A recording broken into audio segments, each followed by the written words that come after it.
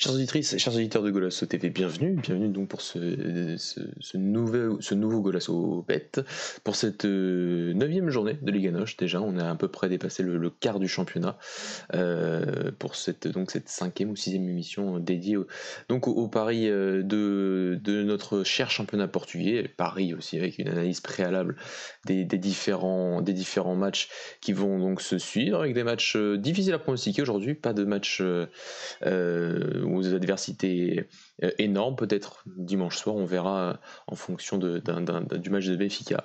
Mais on va parler de tout ça rapidement avec Alex. Alex, comment tu vas? Coucou, salut tout le monde, j'espère que vous allez bien. Écoute, ça va, ça va. On va essayer de faire un peu mieux que la semaine dernière. On Mhm. a fait un 5 sur 9, un truc comme ça. On a été un peu plus que la moitié.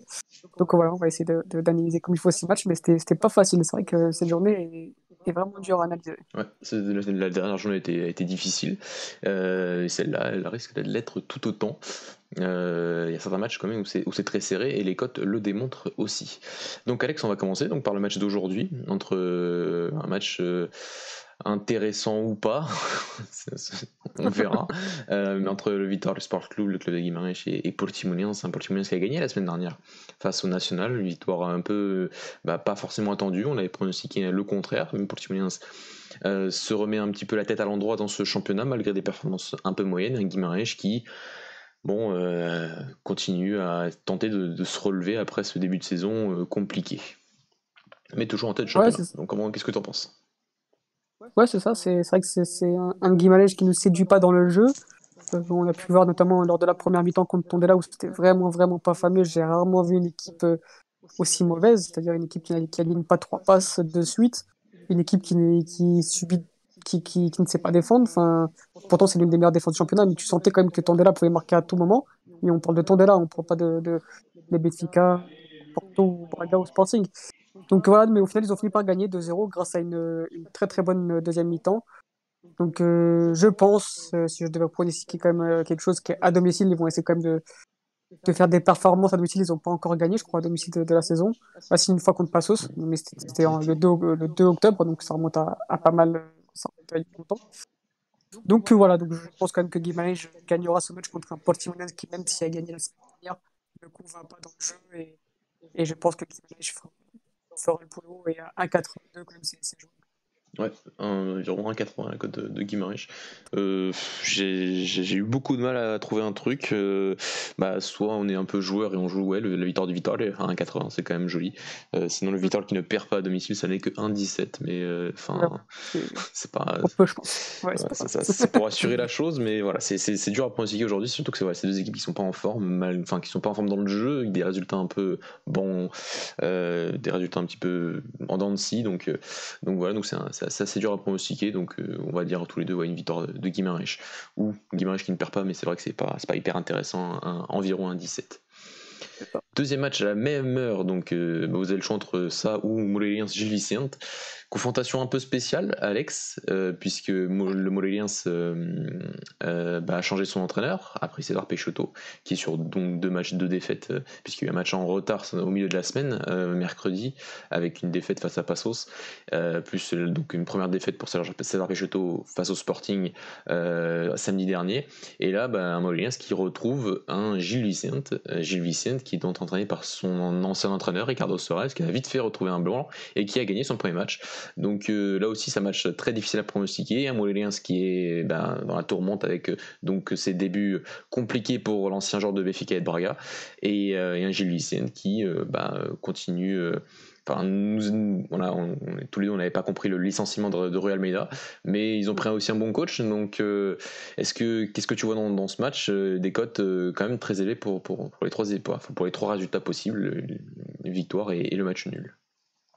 Bah, comme tu l'as dit, il y a Ricardo Suarez du coup, qui va affronter son ancienne équipe. Et je pense que même si après, certains ont dit comme quoi que non, Ricardo Suarez n'allait pas divulguer des infos, nanana, que l'équipe joue différemment. J'y crois pas une seule seconde. Tu changes pas totalement le modèle de jeu en 2 semaines. Donc forcément, c'est Ricardo Suarez qui a bâti cette équipe de Moreirense. Donc forcément, il connaît à peu près les principes de jeu, les failles les failles de cette équipe-là. Donc voilà, moi je jouerais plutôt un JVC tout nul, côté à 1,30, donc c'est pas trop mal. Et après, peut-être pour le petit fun en buteur, je mettrais peut-être Samuel Lino. Samuel Lino, qu'on connaît bien, Mathieu, qui est déjà à 3 buts cette saison. Ça fait pas mal de temps qu'il n'a pas marqué, hein, si je dis pas de bêtises. Ça doit faire. Ah non, non, non, il n'a pas marqué la semaine dernière. Bon, ça fait 2 semaines. Donc bon, 2 semaines, donc ça reste encore ça reste raisonnable. Mais je le vois bien marqué dans ce match-là. Ouais, j'avais imaginé un match avec peu de buts. C'est pas, Peu de c'est buts, pas, ouais, c'est pas des équipes qui marquent beaucoup sur ce début de saison. Montpellier c'est vrai. a du mal à marquer. C'est vrai qu'il y a eu ce match à ce Sporting, ce but très rapide dans le match, mais à part ça, il n'y a vraiment pas eu grand chose. Soit 7 buts et 6 buts les deux. Voilà, Ouais, donc donc, donc moins d'un but par match quand même, c'est vraiment ouais. pas beaucoup. Plus le match à Sapassos que j'ai regardé après avec des champions. C'était sympa d'avoir une sorte de match en plus après avec des champions, même si c'est. Mais voilà, Passos qui était bon, sans être génial, mais bon, et un Mollien qui a encore eu beaucoup de mal à se créer des occasions. Donc voilà, face à un Gilles Vicente qui, si je devais pencher, oui, je serais comme toi, c'est un Gilles Vicente qui gagnerait ou qui ne perdrait pas, ce serait logique, enfin logique par rapport à ce qui se passe avec les chaises musicales des entraîneurs avec Ricardo Soares. Mais un match à moins de 2,5 buts me plaît, vu les difficultés offensives de ces deux équipes et surtout Mollins depuis le départ de Fabio Abreu. Ouais, clairement. Je te Ensuite, rejoins, c'est vrai que je vois pas beaucoup de buts dans ce match aussi. ensuite Alex, un match très intéressant pour cette fin de journée, le début de notre soirée, ce sera Famalicão Sporting. Sporting, bien sûr, premier, 8 matchs, 7 victoires, 1 match nul seulement, aucune défaite, meilleure attaque du championnat, meilleure défense, il me semble aussi, si je ne me trompe pas, meilleure défense aussi, face à un Famalicão qui n'est pas le Famalicão de l'année dernière, qui le démontre de match en match que c'est un Famalicão un peu plus difficile pour créer des occasions, pour marquer des buts, qui en plus virait en quelque sorte Diego Souza hier après ils ont une bagarre à l'entraînement et donc qui est retourné en Chine et donc qui se retrouve avec leur attaquant seulement l'Italien Trotta qui personnellement ne m'a pas impressionné sur ce début de saison, mais c'est un Famalicão à domicile, la Famalicão l'année dernière qui n'avait perdu face aux 4 premiers du championnat seulement Benfica en toute fin de saison, un Benfica qui était alors entraîné par le Verissimo, donc un match un peu amical entre guillemets parce que Famalicão jouait encore à la 5e place à l'époque, mais le Sporting avait perdu là-bas. Donc qu'est-ce que tu vois dans ce match, un Sporting s'imposant, ou est-ce que ce serait un premier revers du côté de Famalicão? Franchement, j'ai du mal à voir Sporting perdre là-bas, comme tu l'as dit. Famalicão aujourd'hui qui a perdu contre Benfica, qui a perdu contre Braga. C'est plus le Famalicão de l'année dernière. Ouais. L'année dernière, tu avais du Fabio Martins, Pedro Gonçalves qui est maintenant dans le camp adverse. Donc Fabio Martins, Pedro Gonçalves, Tony Martinez, Herrera. T'avais quand même, et là aujourd'hui, t'as les 4 joueurs qui sont partis. Donc c'est une équipe totalement différente qui a un peu plus de mal cette année.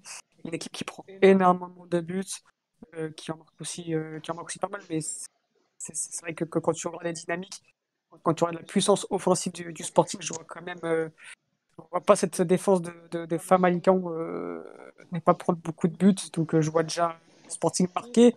Sporting qui ne prend pas beaucoup de buts non plus. Donc ouais, donc non, si je devrais jouer quelque chose aujourd'hui, c'est forcément un Sporting qui gagne avec plus de 2, buts dans le match. Ça fait une belle petite cote à 2,05, un truc comme ça. Et après, en fun, pourquoi pas mettre soit Pedro Gonçalves, on connaît cet ami qui a 9 buts en 6 matchs, qui est donc le meilleur buteur de notre championnat. Il va rencontrer son ancienne équipe. Donc forcément, on connaît un peu la théorie de l'ex. Donc pourquoi pas le voir marquer sur ce match-là encore, ou bien Sporar qui malgré qu'il ne marque pas beaucoup de buts, font des bons matchs, et je pense qu'au bout d'un moment, ça va finir par payer. Ouais, après, je me dis qu'on n'a pas parié le Pedro Gonçalves buteur depuis le début du podcast et que le jour où on va parier sur lui, il ne va Ça pas va marquer. marquer. Donc, tu Forcément. prends le risque. Moi, je le prends pas. Mais pourquoi pas Sporar s'il est titulaire Non, mais moi, je vois bien, oui, un Sporting qui gagne parce que c'est vrai que Famalicão ne m'impressionne pas cette saison et comme tu as dit, il y a des problèmes défensifs, mais aussi il y a des problèmes offensifs, je trouve. Donc, il y a un Sporting qui m'impressionne. Enfin, peut-être la meilleure équipe défensivement de notre championnat, mais dans un côté d'une équipe équipe qui défend proactivement, qui défend dans le camp adverse, qui défend En en avançant, avançant, qui par le pressing, par prévenir cette transition défensive grâce à ces centraux qui sont sacrément solides depuis que Ruben Amorim est arrivé et qui n'était pas forcément le cas avant. Donc voilà, j'ai trouvé une cote plutôt pas mal avec un Sporting qui gagne, mais sans que le Famalicão en marque, tout simplement. Donc ce serait une cote à peu près 2,5 buts, 2,5, je crois. Elle me semble haute, faudrait peut-être que j'ai vérifié. Mais il semble que ça dépasse les deux largement. C'est plutôt intéressant et ça correspond bien à peu près aux dynamiques dans le jeu des deux équipes. Après Alex, le match de la soirée, un match qui sur le papier semble assez déséquilibré. Le FC Porto reçoit Tondela, un FC Porto qui va donc commencer un peu à se concentrer plus sur le championnat, puisque Porto est qualifié, qualifié en Ligue des Champions pour les huitièmes de finale de cette édition de la Ligue des Champions. Un Porto qui est un peu à la traîne en championnat, mais qui donc a l'occasion aujourd'hui tout simplement de continuer sur sa victoire face à Santa Clara, qui n'était pas fameuse, mais là à domicile face à un Tondela qui, on le répète chaque semaine, a des difficultés dans à peu près tous les compartiments du jeu. Qu'est-ce que tu vois dans ce match? Ce que je vois, c'est un Porto qui gagne déjà. Je pense qu'ils n'ont pas trop de difficultés à gagner contre cette faible équipe de Tondela. Tondela, c'est quand même la troisième pire défense du championnat, l'une des pires attaques du championnat aussi. Donc, c'est pas forcément une équipe qui joue mal. Hein. Il y a du contenu, il y a des phases de jeu intéressantes. On l'a vu la semaine dernière contre Guimarães, mais ça prend trop de buts et face à un Porto qui en prend plus. Ça fait quand même 4 matchs que Porto ne prend plus de buts. Donc, quand c'est ça, on a su résoudre les problèmes défensifs du début de saison. Donc voilà, ouais, un Porto qui gagne et avec 2 buts d'écart me paraît cohérent. Ouais, mon pari c'était un peu l'inverse, c'est Porto qui gagne certes, avec seulement Porto qui marque, donc Tondel qui ne marque pas au Dragon. Qui marque pas, ouais, possible. Ouais. C'est possible. Ça augmente un peu la cote, c'est à peu près 1,73 comparé au 1,14 du FC Porto seulement avec la victoire. Parce que voilà, c'est le genre de configuration de match où si ça se passe bien, bah oui, on va avoir un Porto dominateur, un Porto qui va dominer totalement son match et son sujet et qui, bon, on l'espère. Je suppose que les supporters de Porto espèrent un peu plus de production offensive par rapport aux deux derniers matchs qu'on a vu, que ce soit en Ligue des Champions ou en championnat la semaine dernière face à Santa Clara. Mais le côté domicile aussi, surtout au côté du FC Porto, même s'il n'y a pas de supporters, me fait dire par rapport à ce que montre Tondel cette saison que ce sera pourquoi pas un Porto qui gagne sûrement largement comme tu l'as dit, mais aussi qui ne prendra pas de but, et ça augmente plutôt la cote de façon intéressante. Ouais, pas mal. Ensuite, Alex, les matchs du dimanche. On a 4 matchs ce dimanche, ou 5. Non, 4 matchs dimanche. En attendant le Farense Maritimo qui sera lundi. Et on commence donc par une confrontation plutôt intéressante et difficile à pronostiquer entre le Nacional et Santa Clara. Comme on l'a dit tout à l'heure avec le pari de Portimonense, on avait été surpris par la défaite du Nacional. Mais un Nacional qui, si Brian Rasgos n'est pas en forme, a du mal à marquer. Encore de mon point de vue, encore des difficultés à montrer toutes ces qualités offensives qu'ils avaient montrées l'année dernière. Mais bon, en début de championnat, et ça peut se comprendre. Moi, surtout qu'ils sont loin d'être largués au classement, et que malgré, c'est vrai qu'à partir entre les relégués et quasiment la 7ème place, il y a vraiment un écart de points très faible. Mais voilà, face à un Santa Clara qui a le même nombre de points, et qui est aussi une équipe des îles, et donc face à un National qui va tenter donc de faire un peu mieux que la semaine dernière face à Portimonense. Qu'est-ce que tu vois dans ce match qui est difficile à pronostiquer, je trouve? C'est assez compliqué. C'est assez compliqué à pronostiquer, c'est vrai. Après, si on regarde bien les dynamiques, Santa Clara, ça a 2 défaites et contre Porto. Donc c'est pas forcément le meilleur de Santa Clara que vont affronter National. Et ensuite, je me dis toujours que jouer n'a Chopin, donc à Madère, c'est très compliqué. Que National reste quand même une belle équipe du championnat. C'est le 7e qui affronte le 8e, hein, donc c'est 2 équipes semblables. Donc, par exemple, National, c'est 8 buts encaissés, 8 buts marqués, et Santa Clara, c'est 7 buts marqués pour 8 buts encaissés. Donc, si on veut jouer la grosse cote, c'est peut-être le match nul, hein, le match nul qui doit être coté à 3 environ. Et voilà, c'est ça. Et si on veut rassurer la chose, je vois pas National perdre. Ouais, je commence à remarquer ton pari le National gagne à rembourser ses matchs nuls. Je Voilà trouve ça aussi, pas ouais. mal aussi. Je Pas sais mal. plus combien c'était, mais c'est parce que je l'avais associé aussi à deux équipes qui marquent. Je me dis que ça peut être un match qui peut avoir des buts, surtout avec deux des meilleurs buteurs du championnat, Riasgos et Thiago Santana. C'est ça. Donc pourquoi pas parier aussi de nouveau ces deux buteurs, c'est un peu nos deux buteurs fétiches depuis le début de la saison. Et si on combine ces deux paris, donc les deux équipes qui marquent plus un national qui gagne rembourser match nul, ça fait une cote à 3,02. Donc c'est plutôt Voilà. intéressant. Et ouais, c'est un pari difficile à tenir, je peux le concevoir, mais faut aussi s'amuser, Faut tenter. même si c'est pas mon argent. L'autre match de ce dimanche, Alex, c'est aussi un match difficile à pronostiquer face à deux équipes Ah, qu'on ouais. attendait beaucoup en début de saison, qui nous déçoivent un petit peu. Le Rio Ave face à Boavista. Le Rio Ave qui nous déçoit un petit peu parce que on avait ce match, on a encore ce match à 100 Milan AC en tête et c'est vrai qu'au début on pouvait comprendre le côté de la répétition des matchs liés à l'Europe. Au final, le Rio Ave n'a pas eu de phase de groupe de Ligue Europa, mais même comme ça, on a du mal à retrouver la qualité de jeu de la saison dernière avec Carlos Carvalhal face à un Boavista qui nous déçoit, qui déçoit ses supporters aussi, avec des performances moyennes dans le jeu et moyennes dans les résultats, que ce soit en coupe ou en championnat. Donc qu'est-ce que tu vois dans ce match, Alex? Un match qui aussi se joue à Rio Ave, et ça c'est une donnée quand même importante à tenir.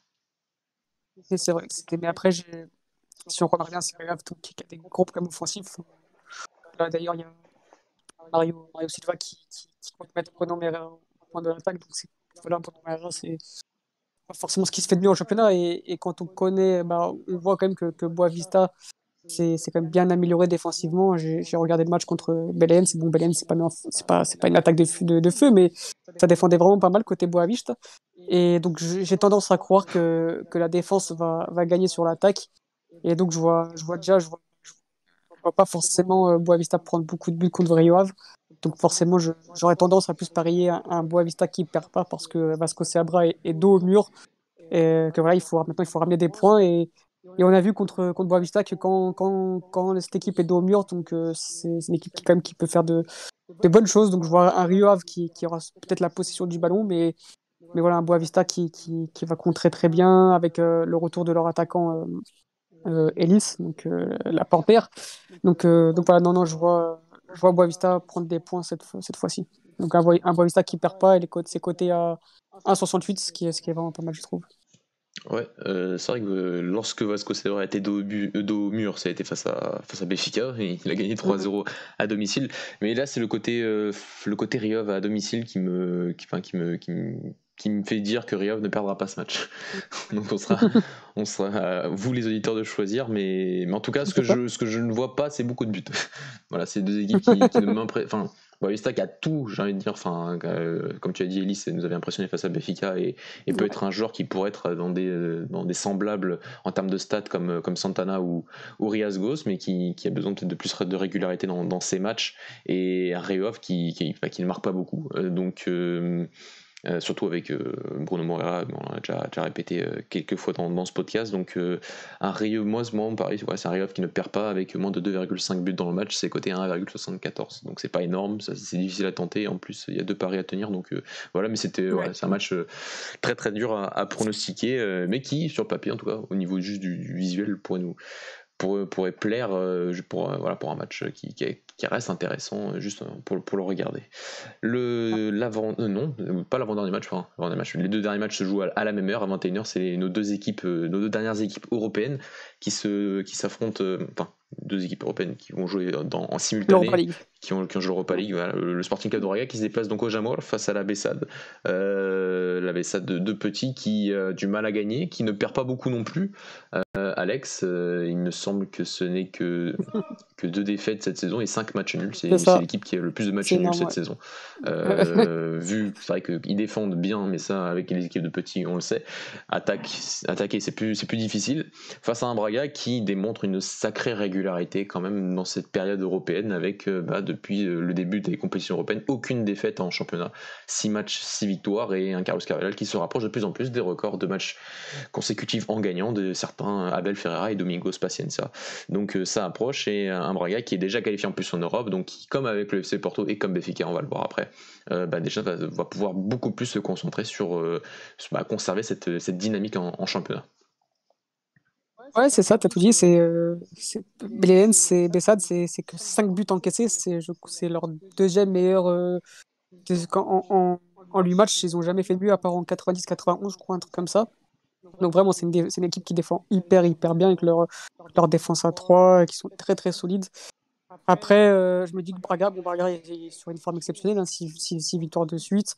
Voilà, comme tu as dit, il va essayer peut-être de rattraper des entraîneurs comme Abel Ferreira et peut-être même battre le record de Leonardo Jardim qui était à 11 victoires 11 de victoires de suite. suite. Pourquoi pas? C'est encore loin. Donc, c'est encore long, ouais, Oui, pardon, mais j'ai dit Domingo tout à l'heure, mais c'est Leonardo Jardim. Excusez-moi. ouais. En plus, Pas de souci.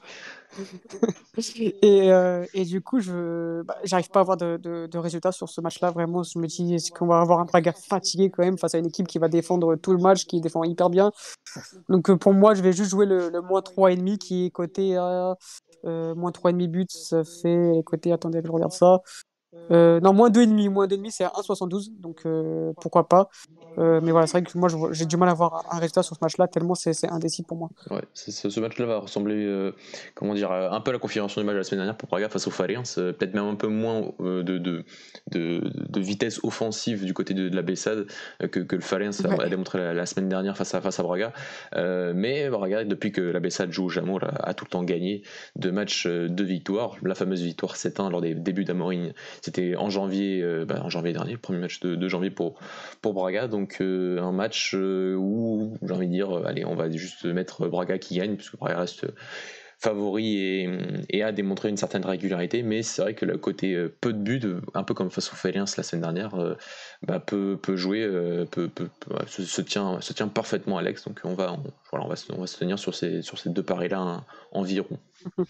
L'autre match de la soirée, toujours à 21h, c'est un duel, hein, c'est un peu le match peut-être le plus intéressant de cette Ouais, journée, entre un Benfica vraiment. qui gagne en championnat face au Maritimo lundi, qui regagne en plus en Ligue Europa.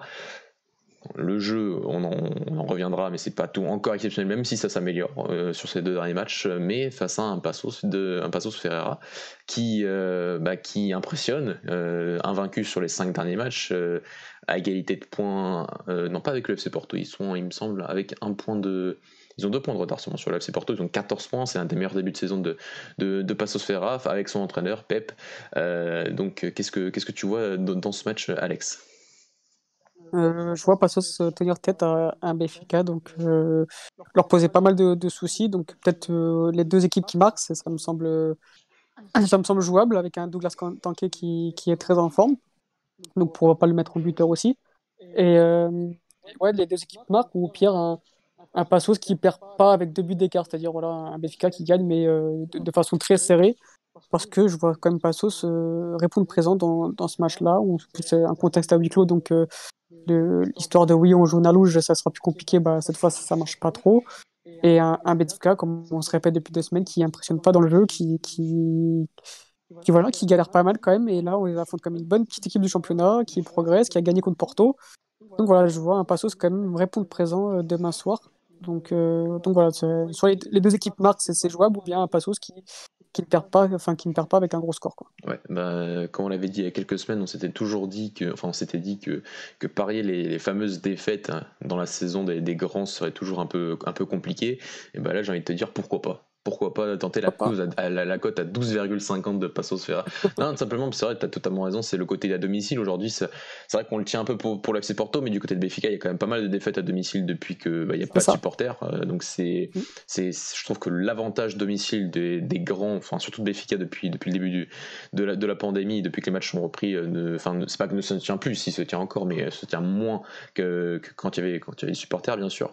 Et un Passos Ferreira qui m'impressionne, hein, vraiment, c'est une des équipes qui joue l'un des meilleurs footballs au Portugal depuis le début de la saison. C'est une équipe qui va se maintenir, en plus qui nous a démontré qu'elle était capable de faire des grands matchs face aux grands, face au FC Porto, et de faire un match où ça n'a pas été loin d'être de la chance, hein, vraiment une victoire ultra bien menée de la part des hommes de Pep.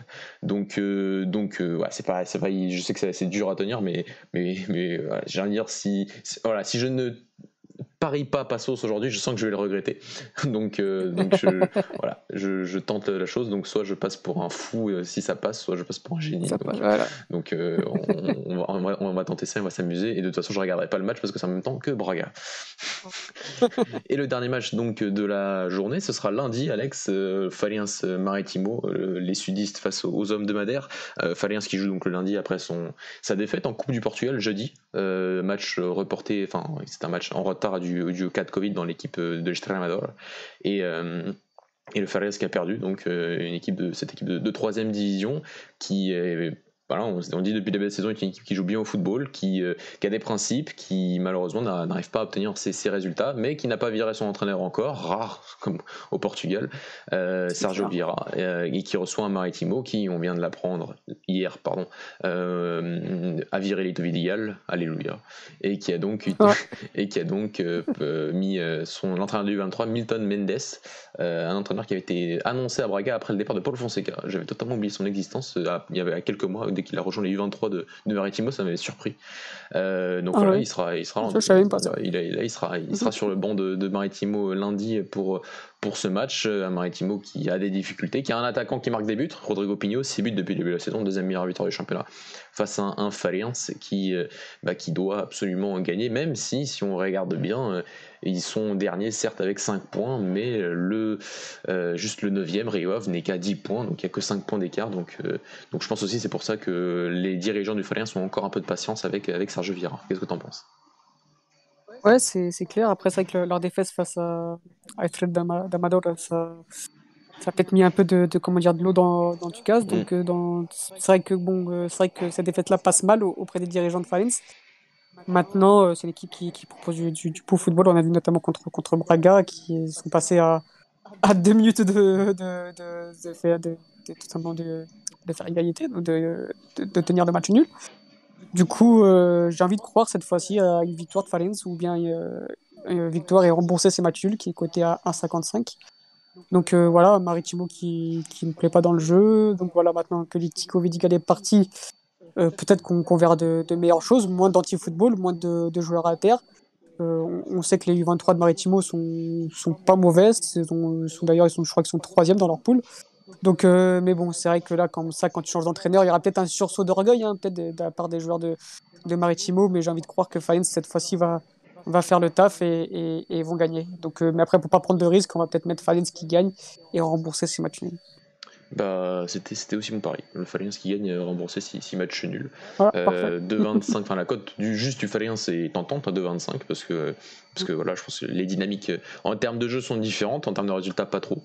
Mais voilà, j'ai envie de croire que le Fariens va enfin lancer un peu cette dynamique parce que c'est une équipe qui ne mérite pas sa position au classement. Mais c'est vrai que malgré la position en termes de points, c'est pas catastrophique, on peut comprendre pour un promu ce genre de début de championnat, mais un promu qui joue mieux que certaines équipes qui sont là depuis plusieurs années, notamment le Maritimo. Donc pourquoi pas, voilà, comme tu l'as dit, un Fariens qui gagne, rembourser 6 matchs nuls, en espérant bien sûr que le Maritimo ne gagne pas et que Rodrigo Pinho ne marque pas encore dans ce match. Mais voilà, Alex, on a fini les avant-matchs de tous les matchs de cette 9e journée. Est-ce que tu as un combiné à nous proposer pour ce match? Pas pour cette journée. Ouais, donc pour ce match, pour la journée. Ouais. Pour la journée, donc ouais, je mettrais du coup un Sporting qui gagne, combiné avec un Porto qui gagne avec 2 buts d'écart, ça fait une cote à 2,25. Donc voilà, un Sporting qui gagne et Porto qui gagne avec 2 buts ou plus. Voilà, on sait qu'il n'y aura pas Corona. Corona risque de commencer sur le banc. Mais bon, il y aura du Luis Diaz, il y aura sûrement du Taremi. Donc bon, je pense quand même que Porto va faire le taf et va marquer pas mal de buts face à cette faible équipe de Tondela. Et un Sporting qui va continuer dans ses dynamiques, voilà. J'ai l'impression de les voir de plus en plus fort, de plus en plus confiant. Et face à Famalicão qui peine, qui encaisse pas mal de buts, je vois un Sporting gagner. Donc voilà, Sporting qui gagne, Porto qui gagne avec 2 buts ou plus, côté à 2,25. Et bah pour mon pari, bon combiné à moi, ce sera aussi et intégrera aussi le FC Porto. C'était la même chose. Donc ouais, le Porto qui gagne et seulement Porto qui marque. Donc comme on l'a dit tout à l'heure, c'est 1,73 combiné avec la victoire de Braga parce que j'ai une revanche à prendre avec mon club qui me fait perdre mon combiné. Enfin, le Sporting aussi m'a fait perdre mon combiné la semaine dernière, mais Braga aussi. Donc et je crois que Braga m'a même fait perdre mon pari tout court. Donc voilà, Braga 1,50 combiné à 1,73 du Porto qui gagne sans Tondel qui marque, ça fait 2,59 environ, et c'est plutôt pas mal, en espérant que ça passe cette semaine. On espère, on espère. Merci. Ok Alex, on a fini pour cette journée. Ce sera la semaine prochaine, il n'y a pas de Goal à Sobet puisque la semaine prochaine le retour de cette magnifique compétition qu'est la Coupe du Portugal. Donc on va pas se le cacher, s'il y a des matchs de 3ème division, c'est dur à pronostiquer. Il y a quand même 80 clubs dans cette 3ème division, donc c'est dur à Voilà, on ne regarde pas tout quand même. Voilà, c'est compliqué. Donc on se retrouve donc dans 2 semaines pour le retour de la dixième pour la 10e journée de Guénoche. En attendant, on espère que cette journée sera prolifique pour vous et pour nous. Salut Alex. C'est ça. Salut. Et à la prochaine. Ciao. Ciao, ciao.